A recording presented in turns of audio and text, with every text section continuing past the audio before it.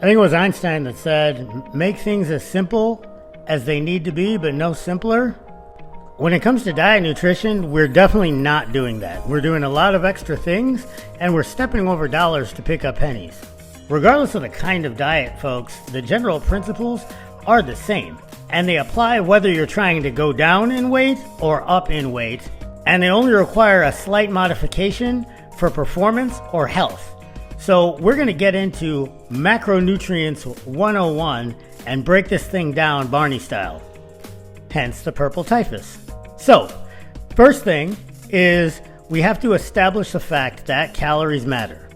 In the big picture, if you want your weight to go down, you need to be in a deficit, and if you want your weight to go up, you need to be in a surplus. However, that is the big picture view, and that's not where we start. This is problem number one. People derive their macronutrients from their total calories, and that's backwards. Remember that, backwards, put a pin in that. But before we move on to the actual macros, the next general principle is that whether it's ovo-pescatarian, or vegan, or keto, or carnivore, the generality with all these diets is they eliminate entire swaths of food groups. Maybe in some cases only one or two, but there's still elimination involved, and that does a couple of things. Number one, it once again limits your calorie input from an entire source of food. Number two, since modern society has a ton of disease that comes from glycolytic dysfunction, in other words, unrestricted consumption of carbohydrates and lack of activity to utilize them, carnivore, keto, more of a like fruit and veg, high fiber, vegetarian, vegan type diet. They all have their special features, but at the end of the day, you still have to generate energy to stay alive. And there's a lot of different ways that human beings can do that. It's one of the reasons why we're the dominant predator on the planet. It's not just our brains and opposable thumbs and the fact that we don't get tired, with training of course. It's also the fact that we can pretty much eat and live, but not thrive, live, survive, off of just about anything. But people like to cherry pick the Inuit or this one group of people on an island somewhere that only eat, I don't know, like olives and cheese or something, and like, oh, see, they have all these health benefits, and well, yeah, but they don't eat a lot of other stuff. By other stuff, I don't just mean real food other stuff. I mean highly palatable, highly processed food like most of us over here eat. And then we stop eating that because we pendulum swing to an elimination diet, and we think that there's magic in the diet, but it's just we cut out the stuff that was detrimental to our health.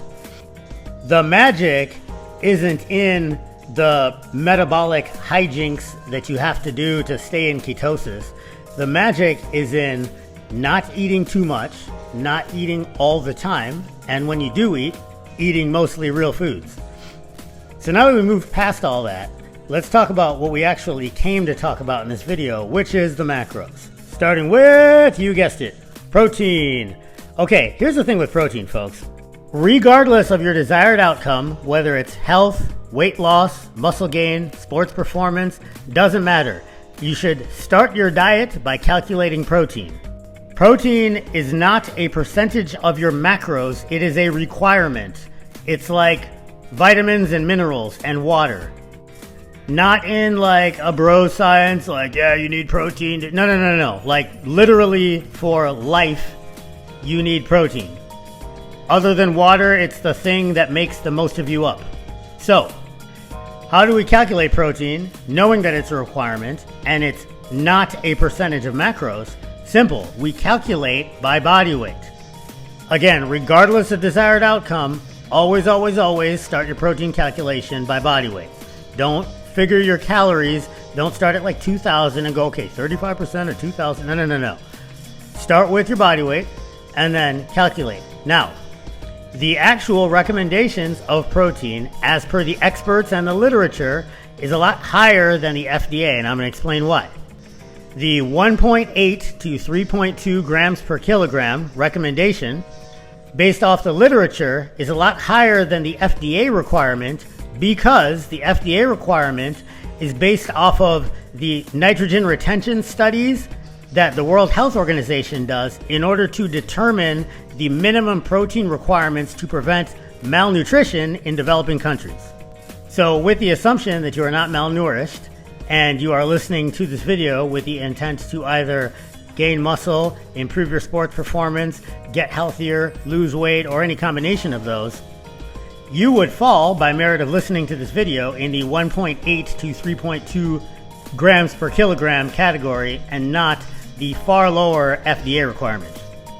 Then, after that, you modify for a couple of things. If you're older, like over 55, then you need slightly more protein. Muscle protein synthesis works the same when you're older, as does the stimulus from training. It's just a slower process. So to maintain nitrogen retention, you need a little bit more. So if you see good results at, let's call it 2 grams per kilogram or like a gram per pound for easy math, then just make it simple. Try to get like another 20, 30 grams in a day if you're, like over 40. If you're an athlete, depending on how intensely you're training, you may want to start erring towards the side of the 3.2. I weigh roughly 70 kilograms. I train every day and I have like 2 change grams per kilogram. If you're an athlete or you're just generally super active and high performing in life, have enough to ensure that you're replete for your health and your training needs or your activity, and then whatever's left over is just going to get burnt up as calories in the wash. You don't have to do a lot of metabolic gymnastics to use protein calories for energy. Less so than fat at any rate. And then counterintuitively, if you're on gear, SARMs, anything that enhances you anabolically, you're automatically going to have more nitrogen retention, better nitrogen retention, I should say, than a regular person. So you actually don't need more protein. You can get away with the same results with less. That 3.2 grams per kilogram upper limit is there because after that, even with anabolics involved, there's no additional growth if you just add more protein. You're not going to grow faster or bigger if you have 5 grams per kilogram because you can only grow so fast, even on drugs. So for the question of does more protein equal more growth? Sure, until 3.2 grams per kilogram, and then it stops. There's not a lot of runtime in this video left, so I'm going to get to the rest of it. Fats come next. Why fats? Because you're going to do these by body weight as well, with what some people think is a very low amount of 0.5 to 1 gram per kilogram. Why so low? Because you actually don't need more fat. You might want more fat because of flavor, but you don't need it. Because other than backup energy, fat really only does a few things. Hormones, sure, but you make most of that on your own. Cell membranes, myelin sheaths for nerves. It's like a thimbleful, folks. It's all the itty bitty stuff. Okay, now we calculate calories.